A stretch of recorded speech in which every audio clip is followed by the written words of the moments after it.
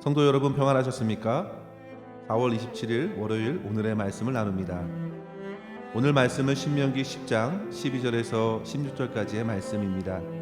제가 말씀을 읽겠습니다. 이스라엘아, 내 하나님 여호와께서 내게 요구하시는 것이 무엇이냐? 곧 내 하나님 여호와를 경외하여 그의 모든 도를 행하고 그를 사랑하며 마음을 다하고 뜻을 다하여 내 하나님 여호와를 섬기고 내가 오늘 내 행복을 위하여 내게 명하는 여호와의 명령과 규례를 지킬 것이 아니냐. 하늘과 모든 하늘의 하늘과 땅과 그 위의 모든 만물은 본래 내 하나님 여호와께 속한 것이로되 여호와께서 오직 내 조상들을 기뻐하시고 그들을 사랑하사 그들의 후손인 너희를 만민 중에서 택하셨음이 오늘과 같으니라. 그러므로 너희는 마음의 할례를 행하고 다시는 목을 곧게 하지 말라. 아멘. 오늘의 말씀은 하나님께서 자기 백성들을 향하여 어떠한 마음을 갖고 계신지를 보여줍니다.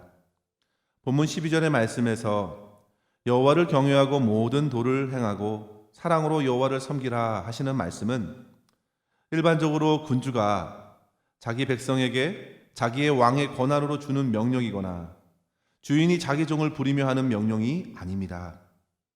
이 말씀은 지극한 사랑으로 주시는 말씀입니다. 오늘 본문을 곰곰이 묵상하면서 저는 우리를 향한 하나님의 마음이 마치 자녀를 향하여 다함없이 사랑하시는 부모의 마음이라 생각하게 되었습니다.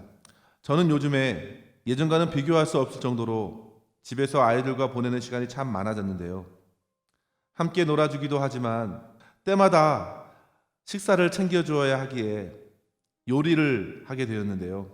평상시에 별로 관심이 없던 레시피를 찾아보면서 찌개를 끓여주고 생선도 구워줍니다. 그때 대충 만들진 않습니다. 되도록이면 냉장고 안에 있는 모든 재료를 충분히 활용해서 최대한 아이들의 건강을 생각하고 잘 차려주려고 애를 씁니다. 그리고 아이들에게 야채와 고기 따지지 말고 골고루 먹으라고 이야기하지요. 대부분의 아이들은 고기보다 야채를 먹는 것을 좀 꺼려합니다. 그러나 어떻게든 먹이려고 설득하기 시작하는 것이죠.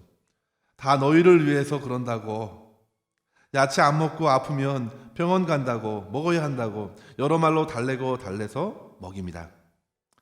제가 왜 이러는지 부모된 여러분들은 다 잘 아실 것입니다. 그러나 과연 제 아이들이 이런 아비의 마음을 이해할 수 있을까요? 대부분의 아이들은 잘 모릅니다. 하나님께서는 그러한 이스라엘 백성들에게 말씀하시는 것입니다.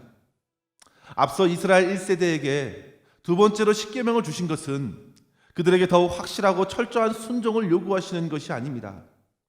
두 번째의 십계명을 주신 것은 하나님께서 그들을 얼마나 사랑하시는가를 깨닫게 해주시기 위하여 주신 것입니다.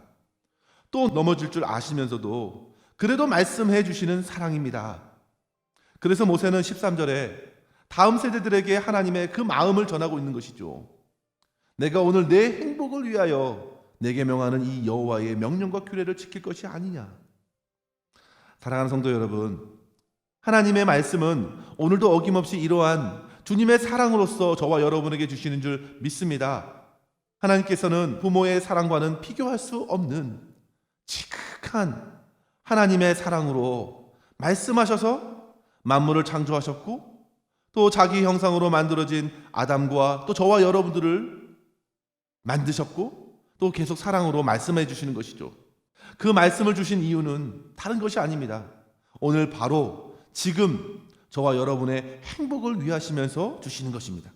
저는 이러한 주님의 사랑을 우리가 조금이라도 깨달을 수만 있다면 그것이야말로 가장 행복한 것이 아닌가 생각해 봅니다. 모세는 그리하여 이러한 주님의 사랑을 깨닫게 하기 위하여 두 가지의 사실을 백성들에게 일깨워 주는데요. 첫 번째는 성도 여러분, 이스라엘의 하나님은 어떤 분이신가? 바로 하나님 여호와는 크신 분이라는 사실입니다. 14절에 보시면 하늘과 모든 하늘의 하늘과 땅과 그 위의 모든 것들은 여호와께 속한 것이다 라고 말씀하시는데요. 성도 여러분, 혹 주님의 크심을 조금이라도 느껴보기를 원하신다면 지금은 어렵겠지만 높은 산에 올라가서 세상의 만물을 한번 바라보십시오. 아니면 비행기를 타셨을 때 창밑으로 보이는 광경을 떠올려 보십시오. 그럼 하나님께 속한 하늘과 땅이 얼마나 큰지를 우리는 살짝 조그맣게라도 확인할 수 있게 됩니다. 또 한편으로는 땅에 세워진 걸물이 얼마나 작고 작은지를 알게 되죠. 구약의 이사야 선지자도 하나님이 얼마나 크신가 말씀하면서 이사야서 40장 15절에 증거하기를, 보라, 그에게는 열방이 통에 한 방울 물과 같고 저울의 작은 티끌 같으며 섬들은 떠오르는 먼지 같다고 증거했습니다. 사랑하는 성도 여러분, 이러한 주님의 크심은 곧 만물을 다스리신 주님의 지혜와 주님의 능력과 주님의 사랑과 모두 연결되어 있어서 우리 인간의 지성으로는 도저히 헤아릴 수가 없습니다. 마치 진흙이 자기를 만지고 있는 토기장이의 생각을 알 수 없는 것과 마찬가지입니다. 진흙은 모릅니다. 그저 토기장이의 손에 맡길 뿐입니다. 따라서 성도 여러분, 잠시라도 오늘 시간을 내어서 하나님의 크심을 잠잠히 묵상해 보십시오. 그러면 비로소 우리가 하나님을 경외할 수밖에 없는 존재임을 깨닫게 될 것입니다. 그 크신 하나님 앞에 서면 보잘것없는 자기 자신을 잊게 됩니다. 내가 그렇게 붙들고 씨름하던 세상의 일들이 잊혀지고 하나님을 경외하게 됩니다. 성도 여러분, 욥이 고난의 끝에서 만난 하나님이 누구신가요? 그가 전에는 알지 못했던 크신 하나님이셨습니다. 모든 것을 아시는 하나님이셨습니다. 자기의 작은 삶에 닥친 고난을 통과하면서 그는 얼마나 많은 질문을 하나님께 드렸습니까? 그러나 결국 그는 자기에게 나타나셔서 오히려 질문하시는 하나님의 말씀을 듣고 자기가 고난 가운데 드린 질문을 모두 내려놓게 되었던 것이죠. 우리 인간은 크신 하나님을 판단할 수 없습니다. 우리에게 허락하신 고난에 가려진 그 하나님의 선하신 뜻을 다 이해할 수가 없습니다. 그렇기 때문에 욥의 믿음의 고백이 참 우리에게 감동이 되지요. 나의 가는 길을 오직 그가 아시나니 그가 나를 단련하신 후에는 내가 정금같이 나오리라. 욥은 내가 꼭 납득해야 되는 것이 아니라 크신 하나님을 바라보고 하나님을 경외하고 신뢰하는 것이 내가 바로 살아가는 비결임을 깨닫게 된 것이죠. 사랑하는 성도 여러분, 오늘날 코로나의 고난을 통과하면서 우리는 깨달았으면 좋겠습니다. 하나님께서 얼마나 크신 분이신지, 그리고 우리가 얼마나 약하고 작은 존재인지를 깨닫고 주님의 크고 선하신 손에 우리의 모든 삶을 맡기고 하나님만을 경외하며 하나님만을 사랑하며 주님의 말씀을 따라갈 수 있는 우리 모두가 될 수 있기를 간절히 소망합니다. 두 번째로 성도 여러분, 이스라엘 백성들은 하나님께서 자기를 택해 주신 그 은혜가 얼마나 큰지를 기억해야 했습니다. 그 크신 하나님께서 이스라엘을 사랑하셨고 택하여 주신 것은 그들의 어떤 칭찬 들을 만한 행동과 대단한 조건 때문이 아니었습니다. 오히려 그들은 약하고 작은 민족이라 말씀하셨습니다. 그들을 택하신 것은 하나님의 기쁨, 하나님의 택하신 것이 전부였습니다. 하나님의 사랑하신 것이 전부였습니다. 그리고 그 사랑하는 민족의 행복을 위해서 지금도 말씀하시는 것이죠. 이렇게 그들을 향한 하나님의 마음을 확인하고 어찌 이스라엘 백성들이 하나님을 사랑하고 하나님을 따르지 않을 수 있겠습니까? 어찌 그들이 목을 곧게 할 수 있겠습니까? 도저히 정상적인 생각으로는 그럴 수 없을 것 같아요. 그런데 여러분 어떻습니까? 그들은 숱하게 넘어졌고 또 넘어졌습니다. 왜 그런가요? 그것은 자꾸 겉으로 하나님을 섬기려고 하기 때문입니다. 그러나 본문은 하나님을 섬기는 것은 외모가 아니라 마음에서 그 내면에 부어지는 은혜로서 시작되는 것이라 말하고 있는 것이죠. 그래서 주님께서는 나에게 보이려 오지 말라고 말씀하셨습니다. 하나님은 외모로 보지 않으시고 중심을 보신다고 말씀하십니다. 하나님은 저와 여러분의 마음의 할례를 보십니다. 그럼 성도 여러분, 이 마음의 할례가 무엇입니까? 이것은 그동안 우리가 세상을 사모했던 그 마음을 잘라내는 것입니다. 여기에는 큰 고통이 따릅니다. 그런데 성도 여러분, 이 마음의 할례에도 성령께서 은혜로 해 주십니다. 말씀을 듣고 통회하는 회개를 통하여 성령께서 일으키시고 그 회개를 통하여 우리를 새롭게 하십니다. 에스겔과 에레미야 선지자가 전한 대로 돌에 쓰인 율법이 아니라 마음과 영에 쓰인 약속의 말씀으로 새롭게 해주십니다. 그러므로 참된 행복을 누리게 되는 것이죠. 이것이 바로 하나님께서 원하시는 우리의 행복의 모습입니다.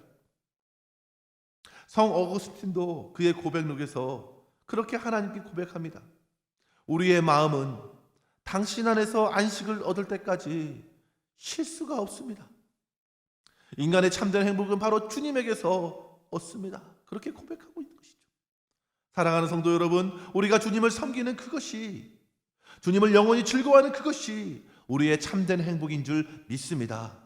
이것을 주님께서 아시고 이것을 위하여 오늘 그 길을 우리에게 일러주시는 것이죠.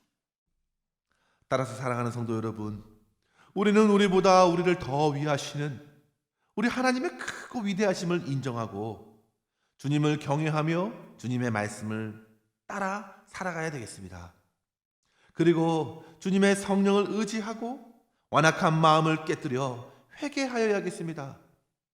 우리의 겉모양이 아니라 속사람이 은혜로서 새롭게 되고 진심으로 주님을 사랑하며 주님을 갈망하며 주님만의 나의 참된 행복이고 나의 만족임을 고백하면서 세상 가운데에 주님의 사랑을 나누고 나타내며 살아가는 삶이 바로 저와 여러분의 삶이 되어야 될 줄 믿습니다.